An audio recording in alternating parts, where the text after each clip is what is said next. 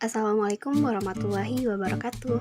Halo semua, saya Indah Permata Devi bersama dengan rekan saya Iftitah Rahmi akan menjelaskan tentang biaya salah satu perusahaan terbesar yang ada di Indonesia, yaitu PT Nippon Indosari Kopindho Tbk. Sebelumnya, siapa sih yang nggak tahu sama perusahaan ini? Perusahaan ini merupakan salah satu perusahaan roti dengan merek dagang Sari Roti. Perusahaan ini merupakan salah satu perusahaan terbesar yang ada di Indonesia dan bergerak di bidang pabrik ASI, penjualan, dan distribusi roti. Perusahaan ini memiliki pabrik di Cikarang, Bandung, Lampung, Pasuruan, Jawa Tengah, Yogyakarta, Medan, Palembang, dan Makassar. Kawasan utama dari perusahaan ini yaitu berada di Jalan Selayar Blok A9 Cibitung, Bekasi, Jawa Barat. Nah, sejak tanggal 28 Juli 2010 tahun lalu, perseroan ini telah melakukan penawaran umum perdana dan mencatatkan sahamnya di Bursa Efek Indonesia. Lalu, apa aja sih produk yang dihasilkan oleh perusahaan ini? Nah, jenis produk yang dihasilkan oleh perusahaan ini sangat banyak ragam macamnya. Yang pertama yaitu ada varian white bread. White bread merupakan salah satu produk sari roti yang merupakan jenis roti tawar.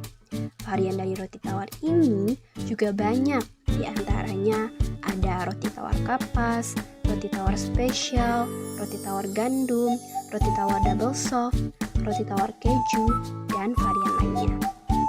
Varian produk yang kedua ada yang namanya sweet bread. Sweet bread adalah roti yang diberi isian selai yang manis, seperti selai coklat, keju, mocha, dan selai lainnya. Varian yang ketiga yaitu ada varian sandwich. Produk ini merupakan varian roti sandwich dengan isian selai yang manis seperti coklat, keju, serikaya, mocha, strawberry, dan varian yang lainnya. Produk yang keempat ada varian dorayaki. Seperti namanya, varian ini merupakan salah satu bentuk roti yang persis bentuknya dengan kue tradisional yang ada di Jepang. Nah, produk ini diberi isian selai yang manis. Produk yang kelima yaitu ada chiffon cake. Chiffon cake merupakan produk sari roti yang memiliki tekstur yang sangat lembut. Produk yang terakhir yaitu ada Baumkuchen yang merupakan roti lapis yang mirip dengan kue lapis tradisional dari negara Jerman. Selanjutnya, kita akan bahas nih proses produksi salah satu jenis produk yang ada pada perusahaan ini. Kita akan membahas proses produksi roti tawar. Nah, proses produksi yang pertama yaitu sponge mixing, atau yang bisa diartikan dengan pengadukan adonan pertama. Pada proses ini, bahan baku utama berupa tepung terigu, air, dan ragi dicampur menjadi satu hingga tercampur rata. Adonan ini selanjutnya siap dikembangkan dalam ruang fermentasi. Cara yang kedua yaitu ada fermentation, atau bisa diartikan juga dengan fermentasi atau pelagian. Nah, pada proses ini, agar adonan yang tadi memiliki tekstur dan aroma yang istimewa, maka dilakukanlah fermentasi pada adonan tersebut. Proses yang ketiga yaitu talc mixing, atau proses pengadukan yang kedua. Pada proses ini, adonan akan ditambahkan gula dan margarin. Kemudian, adonan kembali dicampur, diaduk menjadi satu hingga memberikan tekstur terbaik, cita rasa, dan aroma yang lezat. Proses yang keempat yaitu dieting, atau proses pemotongan adonan. Pada proses ini, adonan roti akan dipotong menjadi potongan-potongan yang lebih kecil sesuai dengan standar yang telah ditetapkan melalui proses dividing. Proses yang kelima yaitu rounding, atau proses pembulatan adonan. Pada proses ini, adonan yang tadi dibulat-bulatkan menjadi bola-bola, dan proses ini tentu dilakukan secara higienis menggunakan peralatan yang mekanis. Proses yang keenam yaitu pressing atau pemipihan adonan. Pada proses ini dilakukan dengan memipihkan adonan yang sudah dibulatkan untuk menghilangkan gas dalam adonan sehingga pori-pori roti yang dihasilkan menjadi lebih halus. Proses yang ketujuh yaitu panning. di mana pada proses ini penempatan adonan roti dalam cetakan atau loyang untuk diproses dalam proses selanjutnya yaitu final fermentation. Proses yang ke-8 yaitu final fermentation. Pada proses ini berlangsung selama 1 jam pada sebuah ruang khusus sehingga adonan tadi mengembang secara sempurna dengan tekstur terbaik dan aroma yang khas serta menghasilkan aroma roti yang siap dipanggang. Proses yang ke-9 yaitu baking atau pemanggangan. Nah, adonan-adonan roti yang telah memenuhi standar selanjutnya akan dipanggang dalam sebuah oven raksasa selama 10-30 menit. Setiap roti yang sudah matang diperiksa kualitasnya secara ketat untuk memastikan hanya roti yang memenuhi kualitas yang dapat dipasarkan. Proses yang ke-10 yaitu ada cooling atau pendinginan. Proses ini bertujuan untuk menguapkan kandungan air dalam roti agar roti tidak berembun saat dikemas dan mencegah roti tidak cepat berjamur. Dan proses yang terakhir yaitu packaging atau proses pengemasan. Pada setiap kemasan dicantumkan juga kode produksi dan tanggal kadaluarsa. Oke, selanjutnya kita akan bahas tentang jenis-jenis biaya apa saja yang dikeluarkan oleh perusahaan. Jenis biaya yang pertama yaitu ada biaya bahan baku. Biaya bahan baku merupakan biaya utama yang dikeluarkan oleh perusahaan, seperti biaya untuk bahan baku produk yang akan dibuat, yaitu biaya untuk membeli tepung, gula, susu, dan bahan-bahan lainnya yang digunakan sebagai bahan dalam pembuatan produk roti. Jenis biaya yang kedua yaitu biaya tenaga kerja. Nah, biaya tenaga kerja ini merupakan biaya yang dikeluarkan untuk membayar gaji para karyawan, baik karyawan yang terlibat langsung dalam proses produksi maupun karyawan yang tidak terlibat langsung dengan proses produksi. Contoh karyawan yang tidak terlibat langsung dengan proses produksi seperti mandor, manajer, dan bagian pemasaran.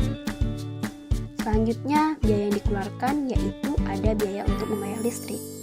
Nah, PT Nippon Indosari pastinya mengeluarkan biaya dong untuk membayar listrik agar proses produksi dapat berjalan lancar karena mesin-mesin yang berfungsi sebagai alat produksi membutuhkan listrik agar ia tetap menyala dan bisa digunakan. Jenis biaya selanjutnya yaitu biaya untuk membayar telepon. Biaya ini merupakan biaya yang dikeluarkan untuk membayar telepon. Dan biaya ini pastinya akan dikeluarkan bagi perusahaan karena perusahaan menggunakan telepon pada perusahaannya. Jenis biaya yang dikeluarkan oleh perusahaan selanjutnya yaitu biaya untuk membayar jasa pengiriman. Biaya ini dikeluarkan oleh PT Nippon Indosari untuk membayar jasa pengiriman produk yang telah jadi kepada para konsumen dan para distributor. Biaya selanjutnya yaitu biaya untuk membeli bahan bakar. Pastinya dong perusahaan bakalan ngeluarin biaya untuk membeli bahan bakar yang digunakan saat perusahaan kehabisan bahan bakar untuk mesin-mesin produksi. Biaya selanjutnya yaitu biaya untuk pemeliharaan mesin dan reparasi. Nah, biaya ini dikeluarkan untuk memelihara mesin-mesin produksi agar tetap bertahan lama. Biaya selanjutnya yang dikeluarkan oleh perusahaan yaitu biaya asuransi. Biaya ini merupakan biaya yang dikeluarkan perusahaan untuk membayar asuransi para karyawan dan tenaga kerja perusahaan. Biaya yang selanjutnya yang dikeluarkan oleh perusahaan itu ada biaya penyusutan. Nah, biaya ini dikeluarkan perusahaan untuk membiayai penyusutan peralatan dan perlengkapan perusahaan. Selanjutnya, biaya yang terakhir yaitu ada biaya untuk pembayaran pajak. Nah, pastinya dong perusahaan akan membayar pajak ke pemerintah bagi perusahaannya selama setiap tahunnya. Nah, selanjutnya penjelasan berikutnya akan dijelaskan oleh rekan saya Iftitah Rahmi. Selanjutnya adalah klasifikasi biaya produksi perusahaan. Yang pertama adalah biaya bahan baku. Biaya bahan baku ini terdiri dari biaya bahan baku langsung dan biaya bahan baku tidak langsung. Biaya bahan baku langsung atau direct material cost. Bahan baku langsung adalah biaya untuk bahan baku langsung yang dipakai. Bahan baku langsung adalah bahan yang dapat secara mudah dan akurat ditelusuri ke barang jadi. Contohnya adalah biaya plastik packaging, biaya wadah, dan biaya tempat roti ketika didistribusikan. Biaya bahan baku tidak langsung atau indirect material cost adalah biaya bahan yang tidak dapat secara mudah dan akurat ditelusuri ke produk. Misalnya adalah biaya tepung terigu. Klasifikasi biaya produksi perusahaan yang kedua adalah biaya tenaga kerja. Biaya tenaga kerja terdiri dari biaya tenaga kerja langsung dan biaya tenaga kerja tidak langsung. Biaya tenaga kerja langsung atau direct labor cost adalah biaya tenaga kerja yang dapat secara mudah dan akurat ditelusuri ke produk. Dalam hal ini, misalnya adalah upah yang dibayarkan atau biaya gaji karyawan yang digaji berdasarkan jam kerja. Biaya tenaga kerja tidak langsung atau indirect labor cost yaitu biaya tenaga kerja yang tidak dapat secara mudah dan akurat ditelusuri ke produk, yaitu tenaga kerja yang upahnya dibayar per hari, per bulan, atau tenaga kerja yang tidak terlibat langsung dalam pembuatan produk. Misalnya, mandor, staf administrasi pabrik, dan manajer pabrik. Gaji karyawan yang digaji harian, bulanan, tahunan, dan lain-lain.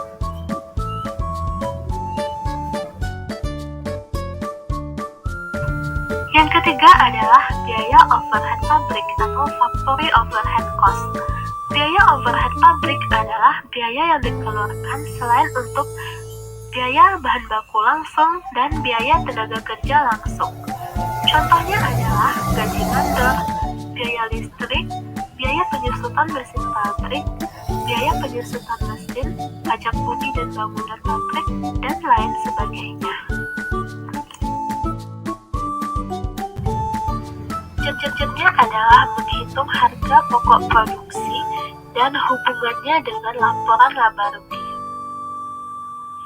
Berikut ini adalah laporan harga pokok produksi pada tahun 2020. Persediaan bahan baku langsung awal ditambahkan dengan pembelian bahan baku langsung bersih, diperolehlah bahan baku langsung tersedia untuk dipakai. Kemudian ada lagi persediaan bahan baku langsung akhir. Bahan baku langsung tersedia untuk dipakai dikurangi dengan persediaan bahan baku langsung akhir, diperolehlah bahan baku langsung yang dipakai atau biaya bahan baku langsung. Kemudian biaya bahan baku langsung ditambahkan dengan biaya tenaga kerja langsung. Kemudian ditambahkan lagi dengan biaya overhead pabrik yang dibebaskan. Maka diperolehlah total biaya produksi selama periode. Kemudian ada persediaan barang dagang dalam proses awal. Total biaya produksi selama periode tadi ditambahkan dengan persediaan barang dalam proses awal, maka itulah yang akan menjadi biaya produksi yang diperhitungkan. Kemudian ditambahkan dengan persediaan barang dalam proses akhir, diperolehlah harga pokok produksi. Harga pokok produksi ini kemudian ada pengaruhnya dalam laporan laba rugi. Berikut adalah laporan laba rugi pada tahun 2020.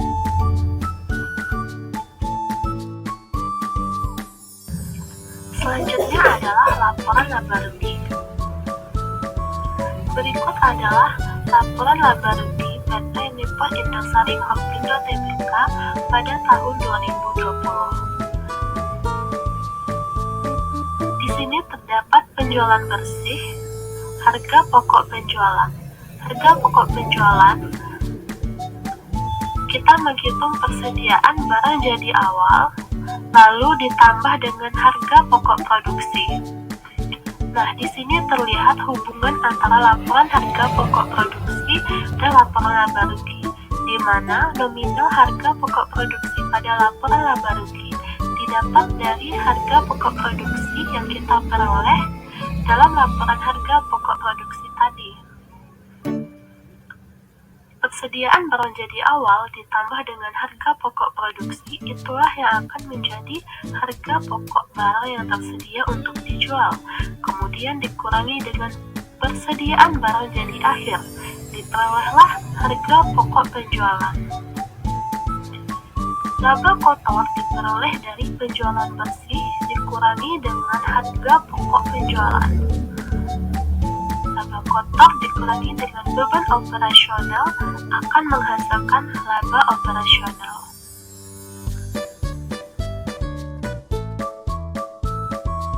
Nah, bagaimana dengan penjelasan kami tadi?